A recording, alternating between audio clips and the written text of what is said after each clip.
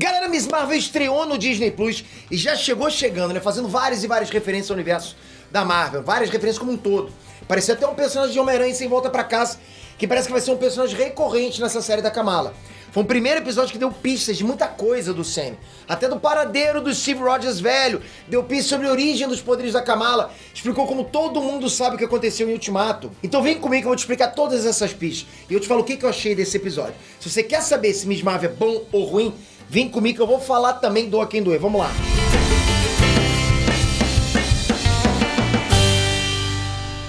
Hey, Nerd, Peter aqui. Eu acho que em questão de fazer referência a acontecimentos do universo Marvel, essa série da Miss Marvel foi a que mais fez isso, né?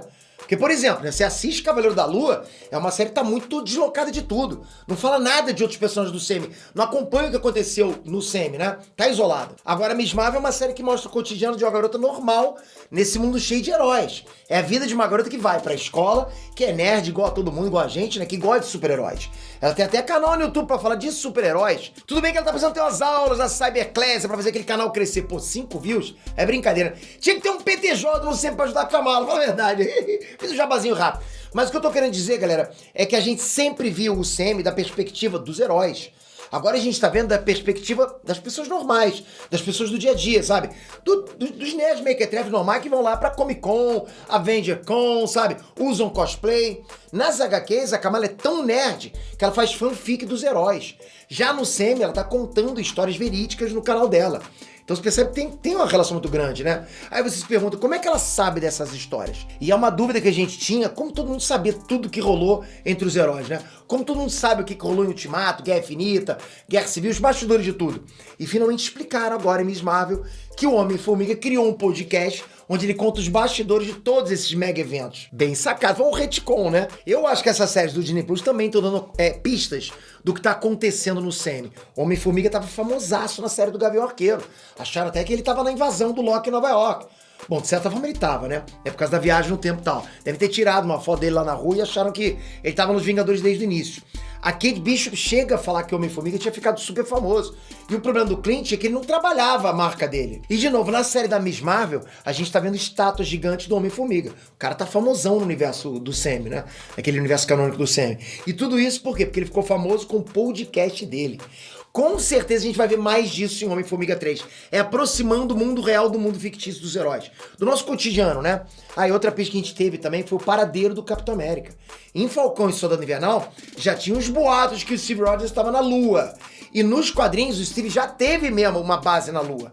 O Steve velho pode estar trabalhando, inclusive, com a espada. O que é a espada? É tipo a SHIELD, só que cuida de coisas espaciais, né? O Steve, quando ele ficou velho sem o soro nas HQs, ele não parou de atuar como super-herói, não. A gente acha que ele ficou velho e se aposenta. Não. Ele mesmo aposentado continuou lá atuando nos bastidores. Então pode ser que o Chris Evans esteja pronto aí pra voltar pra esse papel. Galera, isso seria uma explosão de mind blow, de bilheteria, de tudo. Tanto que no muro onde apareciam os Vingadores mortos nesse episódio agora, só tinha foto da Viúva Negra e do Homem de Ferro. Ou seja, no UCM, ninguém considera mais que o Capitão América morreu em Ultimato. Quem sabe até esse papo dele tá numa base da Lua foi o Homem-Formiga que inventou também, vai saber? Mas enfim, falando da Kamala, mantiveram toda aquela dinâmica dela com o Bruno, que é o melhor amigo dela nas HQs, né? Aquela dinâmica da família dela que é paquistanesa. Então é uma cultura diferente. Eles não são tão liberais quanto os americanos. Agora, sobre a mudança dos poderes, foi como a gente imaginou pelos trailers mesmo, né? Mudaram tudo, galera. Transformaram ela numa personagem com poder cósmico por causa do bracelete. Algo que não é nos quadrinhos, ok? A mãe da Kamala primeiro diz que aquilo era da vó da Kamala. Ela não deixa a Kamala nem tocar no bracelete, né? Chama de lixo e depois esconde. Ela sempre fala sobre super-heroínas com desgosto, né? Tipo, não gosta daquilo que ela tá falando, a gente percebe isso. Ela fala sobre coisas cósmicas com desgosto. Então, eu acho que a avó da Kamala foi uma super-heroína por causa desse bracelete que ela tinha. Era dela. E eu tô supondo que ela deve ter morrido em combate. Ou não dava muita atenção pra filha por causa disso, né? Porque justamente a filha tem muito desgosto quando fala disso. Alguma coisa aconteceu e a mãe da Kamala dá a entender que ela sabe de alguma coisa e tem raiva dessa coisa. Ainda não tem explicação se esse bracelete é o mesmo bracelete Quantum do Quasar, personagem só em quadrinhos, ok? Mas parece ser, né? O poder é o mesmo. Né? Sempre que eu penso nesse bracelete, eu penso no Quasar. O Quasar é tipo uma lanterna verde da Marvel, né? Ele cria construtos de energia, igualzinho. É basicamente o que a Kamala tá fazendo agora com aquele bracelete. Criando construtos. Ela é meio que lanterna verde, né? Uma curiosidade interessante é que a entidade que escolhe quem vai portar os braceletes cósmicos nas HQs é a entidade cósmica Ion. Uma cabeça de olho misturada com árvore. Um bicho todo estranho, que inclusive estava no trailer do Thor. A cabeça do Ion era uma das estátuas da entidade naquele templo lá que a Jane entrou. Enfim, eu admito que eu acho um pouco zoado transformar a Kamala no Quasar, porque isso é meio que matar dois personagens com uma cajadada só, concorda? É um tiro, pronto, tu lima dois personagens, juntou tudo num só. É estranho isso, sabe? Tá matando o conceito do Quasar e matando o conceito da própria Kamala. A forma como os poderes dela funcionam nos quadrinhos foi muito importante para ela se aceitar como ela é. São importantes pra passar o conceito dela, que é de ser meio desengonçada, sabe? Não é um poder bonito, ela faz uns pezão gigante lá, a mãozona com braço fino, e é divertido do jeito que ela faz. A gente gosta disso nos quadrinhos. E tem todo o lance dela ser inumana também. Tem uma identidade ligada a essa raça, ela sai com os inumanos às vezes. Nas HQs dela, por exemplo, direto ela andava com um dentinho, que é o cachorro dos inumanos. Então tem muita identidade da Kamala que perde com essa mudança no série. Mas tirando isso, eu tô curioso pra ver como é que vão desenvolver as origens desse bracelete, né? E como que isso vai ligar ela com o filme da Capitã Marvel. Porque precisa. E pra quem não se ligou, esse primeiro episódio tem uma cena pós-crédito lá do pessoal do controle de danos.